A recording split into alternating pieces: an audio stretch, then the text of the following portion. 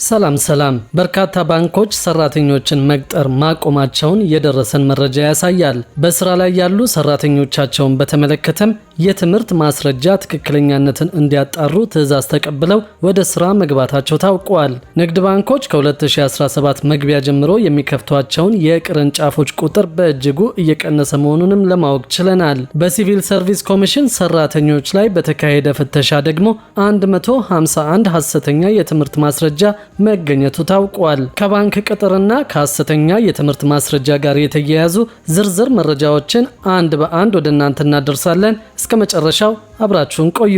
በርካታ ባንኮች ሰራተኞችን መቅጠር ማቆማቸውን የደረሰን መረጃ ያሳያል። በስራ ላይ ያሉ ሰራተኞቻቸውን በተመለከተም የትምህርት ማስረጃ ትክክለኛነትን እንዲያጣሩ ትዕዛዝ ተቀብለው ወደ ስራ መግባታቸው ታውቋል። ንግድ ባንኮች ከ2017 መግቢያ ጀምሮ የሚከፍቷቸው የቅርንጫፎች ቁጥር በእጅጉ እየቀነሱ መሆኑን ለማወቅ ችለናል። ቅርንጫፎቻቸውን ካለመክፈታቸውን በተጨማሪ አዳዲስ ሰራተኞችን መቅጠር ያቆሙ ባንኮች ስለመኖራቸው ሰምተናል። የኢትዮጵያ ንግድ ባንክም ሆነ ሌሎች የግል ባንኮች ተጨማሪ ቅርንጫፎችን ከመክፈት ይልቅ ነባር ቅርንጫፎቻቸውን እያጠፉና የሰራተኞችን ቅጥር እያቆሙ መሆኑን የባንኮች ምንጮች ገልጸዋል። ባንኮች አዳዲስ ቅርንጫፎችን መክፈት ያቆሙት ወጫቸውን ለመቀነስና አገልግሎታቸውን ዲጂታል ለማድረግ የያዙትን እቅድ ለማሳካት ነው ተብሏል። ሁሉም ባንኮች አዳዲስ የሰራተኛ ቅጥር እያወጡ እንዳልሆነ ምንጮቹ ገልጸው ለአብነትም አቢሲኒያ ባንክን በማንሳት ባንኩ ባለፉት 2 ዓመታት አዳዲስ ሰራተኞችን ሳይቀጥር ከመቆየቱም በላይ ለቀጣዮቹ 5 ዓመታትም አዳዲስ ሰራተኞችን ላለመቅጠር እቅድ መያዙን የባንኩ ምንጮች ተናግረዋል።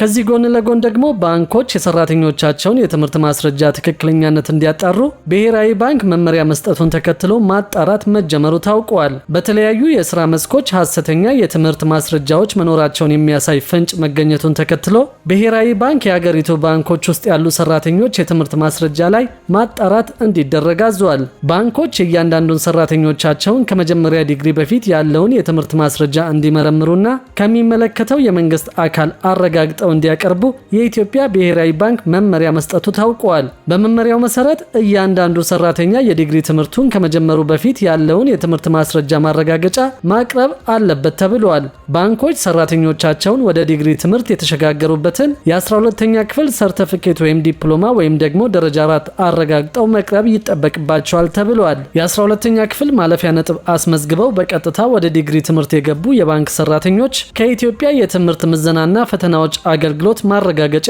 እንዲያቀርቡ ተጠይቀዋል። ሰራተኞች የሚያቀርቡት የ12ኛ ክፍል የትምህርት ማስረጃ ማረጋገጫ ከአገልግሎቱ ለማግኘት በአካል ወይም በዲጂታል አማራጭ በተዘጋጀው ድረገጽ መጠቀም እንደሚችሉም ተገልጿል። በዲፕሎማ ማለትም ደረጃ 4 የትምህርት ማስረጃ ዲግሪ የተማሩ ሰራተኞችን በተመሳሳይ ከሚመለከታቸው የክልልና የከተማ አስተዳደር ተቋማት ማረጋገጫ ማቅረብ ይጠበቅባቸዋል። ሰራተኞች ለዲግሪ ትምህርት መግቢያ ያስመዘገቡት የዲፕሎማ ማስረጃ ትክክለኛነት የሚረጋገጠው ማስረጃው ከተገኘበት ክልል የቴክኒክና ሙያ ኤጀንሲና ከከተማ አስተዳደሮች የስራና ስልጠና ቢሮዎች ነው። ባንኮች ይህንኑ የብሔራዊ ባንክ መመሪያ ለሰራተኞቻቸው ማሳወቃቸውንም ሰምተናል። አንዳንድ ባንኮች ከግል ከፍተኛ ትምህርት ተቋማት መረጃ ላስመዘገቡ ሰራተኞቻቸው ላይ ያተኮሩ ሲሆን አስከትለው የሁሉንም ሰራተኞች መረጃ የማረጋገጥ እቅድ መያዛቸውም ታውቋል። የብሔራዊ ባንክ መመሪያ ከመውረዱ በፊት አንዳንድ ባንኮች በራሳቸው ተነሳሽነት የሰራተኞቻቸውን የትምህርት ማስረጃ የማረጋገጥ ሙከራ ሲያደርጉ መቆየታቸውን ታውቋል። ይሁን እንጂ የትምህርት ማስረጃ ማረጋገጥ አሰራራቸው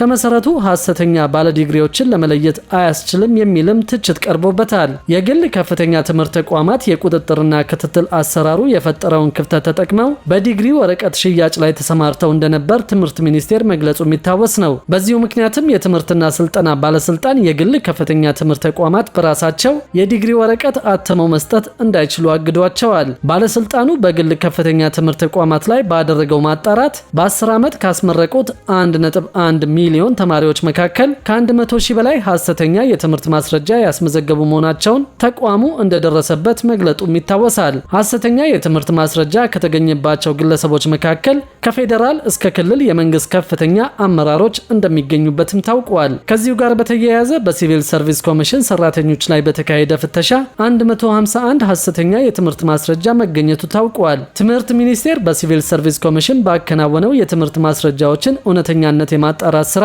የ151 ሰራተኞች የትምህርት ማስረጃ ሐሰተኛ መሆኑን እንዳረጋገጠ አስታውቋል። የሚኒስቴሩ የስትራቴጂክ ጉዳዮች ዋና ስራ አስፈጻሚ አቶ እሸቱ ገላዬ ኮሚሽኑ እንዲጣሩ ከላካቸው 38245 ማስረጃዎች መካከል እስካሁን የ34487ቱን የማጣራት ስራ ተጠናቋል ብለዋል። በተከናወነው ማጣራት 33632ቱ መስፈርቱን አሟልተው ሲገኙ 151ዱ ግን ሐሰተኛ መሆናቸው ተረጋግጦ ውድቅ ተደርጓል ብለዋል። በተጨማሪም የ694 ሰራተኞች የትምህርት ማስረጃ የሰነድ ጉድለት የታየበት ሲሆን የቀሪዎቹ ሰራተኞች ማስረጃ በማጣራት ሂደት ላይ እንደሚገኝ ተገልጿል። ከሲቪል ሰርቪስ ኮሚሽን ውጭም በ3 የፋይናንስ ተቋማት የሚሰሩ 11600 ሰራተኞች ማስረጃ ተፈትሾ የ3 ግለሰቦች ማስረጃ ሐሰተኛ መሆኑ ተረጋግጧል። ሚኒስቴሩ ለሰራተኞቹ ምቹና ሳቢ የስራ አካባቢን ለመፍጠር የተለያዩ ተግባራትን እያከናወነ እንደሚገኝም አቶ እሸቱ ጨምረው ገልጸዋል። በመላው ኢትዮጵያ በሚገኙ የመንግስት ተቋማት ተቀጥረው የሚያገለግሉ ሰራተኞችን የግል መረጃ በጥልቀት ለመሰብሰብ የሚያስችል ዝግጅት ተጠናቆ በሙከራ ትግበራ ላይ እንደሚገኝ የኢትዮጵያ ስታቲስቲክስ አገልግሎትና የፌዴራል ሲቪል ሰርቪስ ኮሚሽን አስታውቀዋል። የሚሰበሰበው መረጃ የሰራተኛው ሙሉ ስም፣ አድራሻና ስልክ ቁጥር፣ የልደት ቀንና የልደት ቦታ፣ ብሔራዊ መታወቂያ ቁጥር፣ የቅጥር መረጃ፣ የቅጥር ውል፣ የስራ መደብና ኃላፊነትን ጨምሮ የእያንዳንዱ ሰራተኛ የቅጥር ታሪክ፣ ብቃትና የስራ ሁኔታን ያጠቃልላል የተባለ ሲሆን የጥናቱ ዓላማ በሲቪል ሰርቪስ ዘርፍ ዘመናዊ የመረጃ አያያዝ ስርዓቶችን መፍጠር መሆኑ ተገልጿል። የኢትዮጵያ ስታቲስቲክስ አገልግሎት የኮሚኒኬሽን እና የህዝብ ግንኙነት ስራ አስፈጻሚ አቶ ሳፊ ገመዱ የሰራተኞችን እውነተኛ ግላዊ መረጃ የመሰብሰብ ሂደቱ የቴክኖሎጂ መሳሪያዎች ፍተሻና ሙከራ ላይ እንደሚገኝ ተናግረዋል። የተዘረጉ አመልካቾችና ቴክኖሎጂዎች ላይ ያሉ ክፍተቶችና ጥንካሬዎች በሙከራ ጥናት በመፈተሽ ላይ መሆናቸውን ያብራሩት አቶ ሳፊ የመረጃ ስብሰባው ከ14 ከፍተኛ የትምህርት ተቋማት በተውጣጡ የዩኒቨርሲቲ መምህራን እንደሚመራና ከ4000 በላይ አዲስ ተመራቂ ተማሪዎች እንደሚሳተፉበት ተናግረዋል። ይህ አዲስ የፐርሶኔል መረጃ አሰባሰብ ጥናት ደግሞ አሁን ባለው የሰው ኃይል መረጃ አያያዝ ስርዓት ላይ ያለውን ክፍተት ለመሙላትና ዘመናዊ የሲቪል ሰርቪስ ስርዓትን ለመገንባት እንደሚያግዝ ታምኖበታል።